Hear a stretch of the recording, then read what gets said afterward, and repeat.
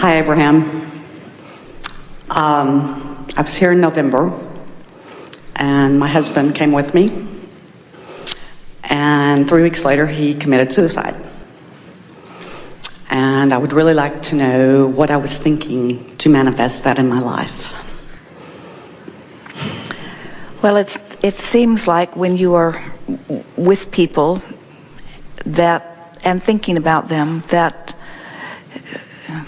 and they experience something that so dramatically affects you. In other words, it's accurate to say I'm the creator of my own reality, and so when does my creation begin and someone else end, or where does theirs end and mine begin? And we say, you cannot create in someone else's reality, but you're accurate when you acknowledge that when you are having a relationship with someone, that through it you are putting a version of them into your vibrational escrow.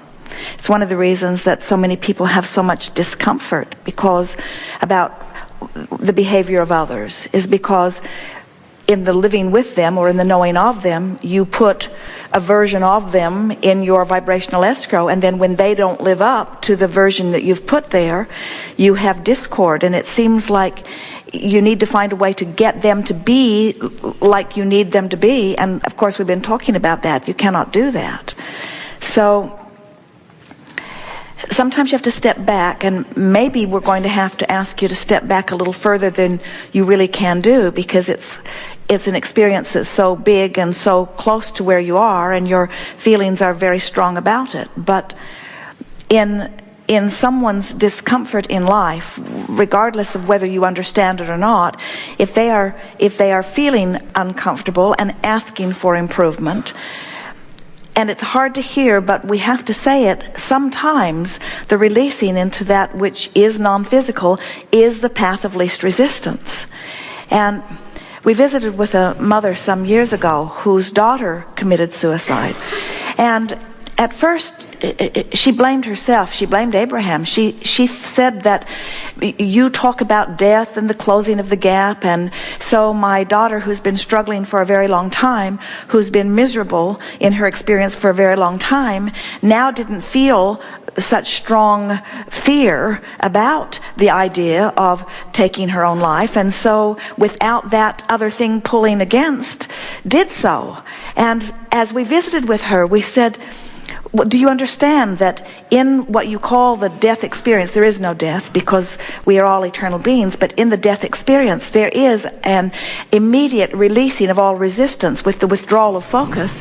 There's an immediate releasing of all resistance and a re-emerging into pure positive energy. It is a relief factor that is bigger than we can even begin to describe. And so we said, do you understand that that's what has happened? All that pain and suffering, emotionally and physical, has ceased, and a reemergence into all that her life had caused her to become is now what she's experiencing. And we said, and isn't there some relief within you about that? And this mother was not ready to say that yet. What it really came down to, and we understand why she would say it, because her missing was so severe, she would rather have her daughter here and suffering than reemerged and not suffering. And so in order for her or you to find some relief in this, you have to understand what you've been putting into your vibrational escrow. In other words, we know, and it would feel this way to anyone, and it feels this way about everything, by the way. It feels like the pain that you are experiencing is about this event over which you had no, and certainly have no control. So you feel trapped in this discord because you can't undo it, and yet it feels like the only thing that would make the pain go away is to undo it. And we want you to understand that your pain is not about what happened. Your pain is still about, you have a version of this person in your vibrational escrow that your attention to this event is not letting you come into alignment with. In other words, if you can find a way to come into alignment, you will not only find reconnection with this person who is eternal, and the missing will stop. But you'll find reconnection with who you really are. And that is the best thing. And we know it's hard for physical friends to find anything about death that could be defined as the best part of it, because you don't think there are any good parts of it, most of you.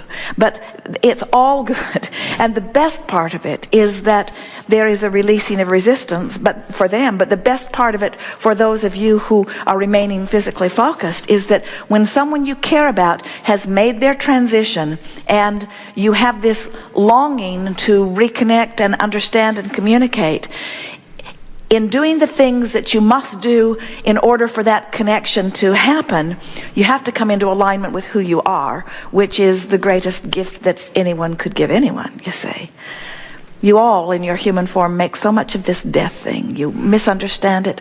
You teach it to one another as soon as you come forth. Watch out, that could kill you. Watch out, that could kill you. You give people that you don't like the death penalty. In other words, you make death in your mind this thing to be avoided at all costs, when what it is the continuation of who you are without resistance.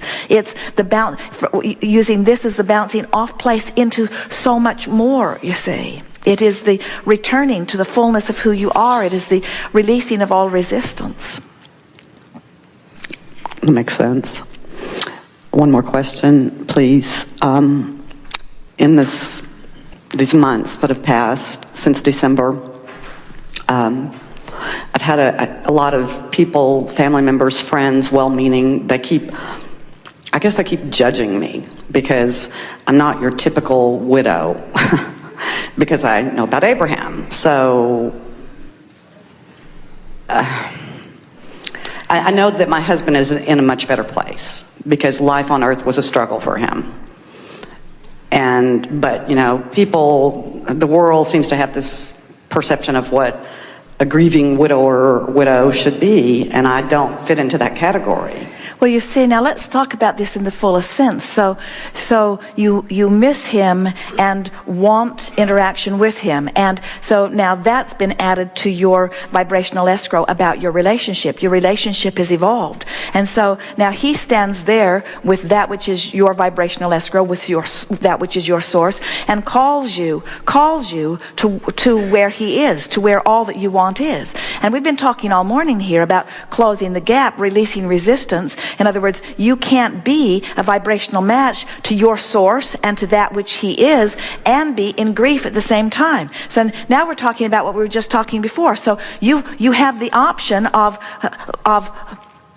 going with the flow of the path of least resistance, which is downstream, or listening to those who don't understand and trying to please them. And have you noticed how hard it is to please them when there are so many of them?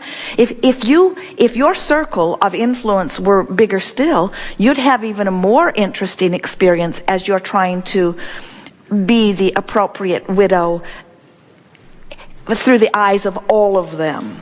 In other words, there's quite a variety in the way people are responding to this subject. And in time, you just realize, Esther has been laughing because she hears us say often that we really enjoy visiting with someone who is terminally ill. No boos from this crowd, but usually there are a few. Because a person who has reached that place where the doctor gives them no more alternatives is finally in the place where they are willing to do the only thing that ever really works anyway. And so Esther has been saying to Jerry recently that she's terminally ill only in the sense that she now understands that she can't control the conditions. She cannot control the conditions that are being created by others. So when she sees things on the news that are so upsetting to her, and she knows that she's powerless to make them understand it the way she sees it and to get it right, she is now realizing that she can't control that. So she now, if she wants to be the joyous being that she is, and some people say, oh, how selfish of her to want to be joyful when negative things are going on. And we say, if you're not selfish enough to seek your joy and find it, you have nothing to give anyone else anyway. So when you think about it in very literal terms, what is it that these people who see you as not being the appropriate grieving widow really seek from you? They seek sorrow from you. And will they bundle your sorrow and make the world a better place with it? Will they bundle your pain and make the world a better? What purpose does your pain serve anyone? Do they want you to respect your husband so much that you can't stand it, that he is gone? And we say, the ultimate respect for your mate is to be there in the same vibrational frequency where he is. And just because they don't understand it, you can feel the difference between alignment or not, you see? So if we were standing in your physical shoes, we would begin framing up a better story about the subject of death. Why not be someone that begins to put this subject that everyone is dealing with? It's all around you. Do you know that not one of you will not experience that? In other words, it's something that everyone will experience and is experiencing, and yet it is something that is so scrambled in your energy field that most of you are upside down and all around about it. And so why not be someone who gets yourself into alignment about it and begins to emit a new story? And so some person is saying, oh, it is so inappropriate that in this very brief period of time, she is not suffering at all. She should have more respect for the dead than that. She's not suffering at all. And then in your mind, you begin framing a new story that you learned a long time ago, that you can't get sick enough to help sick people be well. You cannot get poor enough to help poor people become prosperous. And you cannot be sad enough to help sad people find joy. In other words, the only way that you can be the uplifter that you were born to be is to find vibrational alignment. And do you know, that's what your mate wants to say to you. The only way that I could figure out how to be the uplifter that I was born to be was through this process that worked so well for me. We just think about it from the greater context of things. How could it be? If you want to accept that there is this goodness from which you have come, and if you want to call it God or whatever you want to call it, talk about this goodness from which you come. What kind of a goodness or a God would set you forth on a path of struggle and sorrow and then bring you to the ending that you all fear so dramatically? In other words, you have to begin to understand that if you are, when you become the joyful being that you are, that this eternalness that we are talking about is real. You are eternal beings. There is not death. You are eternal beings. And then you've got to ask your question, who am I eternally? And when you get it, that everything that life causes you to be here in this physical form causes you to ask for more and more, an improved version, a more joyful, more satisfied, more interested version, you just got to understand with all that we all have lived, that which is source, that has been honing the best out of every life experience from the beginning of that which you even understand as time, that here in this non-physical vortex of source energy is joy.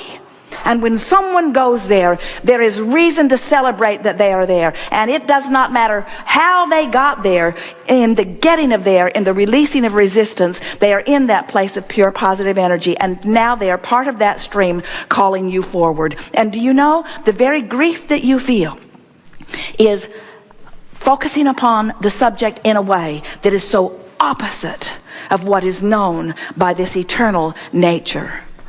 So the story that you want to tell to anyone who you think is ready to hear it is, I've never experienced greater suffering. Sucked the life right out of me. Brought me right to my knees. Didn't think I'd ever have to endure anything that felt so bad. Couldn't stand feeling that bad. Had to find another way. So instead of looking at where he was and what happened, I started trying to figure out where he is. And I started finding him where he is. I started tapping in to the joy of the eternal nature of that which is us. And in the process, this blessed man gave me the gift of releasing not only my fear of death, but my resistance to so many things. I don't have to die to close that gap. I can turn my attention there. And because I wanted so much the reconnection with that which is him, I was able to do it. And some of them will understand, and some of them won't. But you can't not understand from your place of now knowing. You know too much. You can't go back, you see. So you might say to one of your friends, when you hear that they are horrified at your joy,